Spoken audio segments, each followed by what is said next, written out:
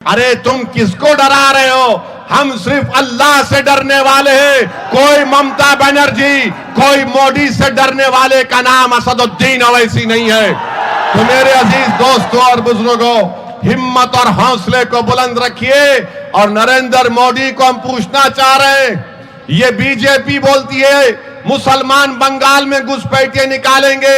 अरे मोदी जी, ट्रंप का नाम लो ना, ट्रंप से क्यों डरते तुम? डोनाल्ड ट्रंप बोलते ही मोदी जी टेंटी पीपी बोलते हैं, कुछ नहीं बोलते। अमेरिका को बीजेपी का राम माधव गया और राम माधव ने जाकर बोला भारत ने सब कुछ कर दिया, भारत ने ईरान से तेल नहीं खरीद रहा है, रशिया से नहीं खरीद रहा है, हम ट्रेड एग्रीमेंट के लिए 50% के लिए तैयार हो गए। अरे मोदी जी, तुम्हारा आदमी जाकर ट्रंप की चमचागिरी कर रहा था अमेरिका में, और मोदी जी बोलते हम विश्व गुरु हैं। मोदी जी, राम माधव तो ट्रंप को गुरु बोल रहा और वो चेला बनकर वहां पर बैठा था अमेरिका में। याद रखिए मोदी जी, आप इस देश के संविधान से खेल कर रहे हैं।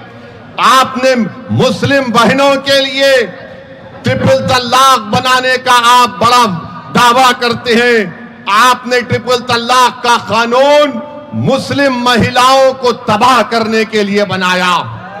आपने CAA का कानून जब मोदी ने पार्लियामेंट में लाया, आप जाकर देखो, यूट्यूब पर मेरी तकरीर है, मैंने मोदी के 300 MP के सामने कहा ये CAA का कानून संविधान के खिलाफ है, ये मजहब की बुनियाद पर कानून बनाया गया। और मैंने मोदी को याद दिलाया कि जिस तरह महात्मा गांधी ने उस वक्त के अफ्रीका में एक कानून को फाड़ दिया था, मैंने कहा मोदी तेरे CAA के कानून को मैं फाड़ कर पार्लियामेंट में फेंकता हूं। फिर यही मोदी ने वक्फ का काला कानून बनाया। मैं वक्फ की पार्लियामेंट की कमेटी का मेंबर था। 120 पेजेस पर मुश्तमिल मैंने डाइसेंट रिपोर्ट दी।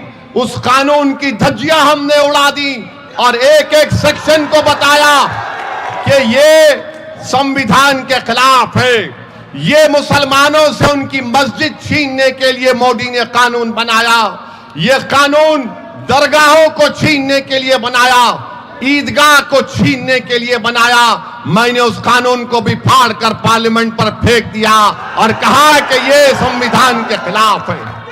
मेरे अजीज दोस्तों और बुजुर्गों, और मोदी जी कश्ती में नाव पर बैठकर जाते हैं, देखा आपने, फोटो ले रहे थे तो कैमरा में उनको जहां कहीं भी दिख रहा था वैसी नजर आ रहा था उनको। तो मोदी जी उस नाव चलाने वाले मुसलमान को बोले मिलकर रहो, मिलकर रहो। मगर मोदी जी मीडिया के सामने आकर नहीं बोलते मिलकर रहो। मोदी जी ने उस नाव चलाने वाले गरीब मुसलमान से कहा मिलकर रहो। मोदी जी, आप इतना डरते क्यों हैं? बंगाल में चुनाव कल तक इलेक्शन कैंपेन चलेगा। आप बंगाल की जनता को बोलो मिलकर रहो, मुसलमान हिंदू मिलकर रहो, दलित मुसलमान मिलकर रहो। मोदी जी नहीं बोलेंगे, ना मोदी जी बोलेंगे, ना उनकी बहन ममता बनर्जी बोलेगी। ओवैसी कह रहा है मिलकर रहना चाहिए, मगर हक मिलना चाहिए गरीब को। हक दो हमको, हम कोई भिखारी नहीं है, हम बंगाल और भारत के अव्वल दर्जे के फर्स्ट सिटीजन हैं। तुम हमको वोटर के रूप में देखते हो, ओवैसी तुमको इंसान के रूप में देखता है। तो मेरी आपसे अपील है कि आप लोग आने वाले चुनाव में हमारी बहन शबाना परवीन को कामयाब करिए, गुड्डी के निशान पर बटन दबाइए। डरने की जरूरत नहीं है। कांडी विधानसभा में हमारे कैंडिडेट को डराया गया, उसको धमकाया गया, वो फौजी है, उसने कहा, ए क्या डराते मुझको, मैं फौजी हूं, मैं मरने को तैयार हूं, और बहादुरी से इलेक्शन लड़ा। इंशाअल्लाह ताला मुझे अल्लाह की जात से उम्मीद है कि बहुत से सीटों पर हम अच्छे वोट लेंगे और कामयाबी इंशाअल्लाह हासिल करेंगे।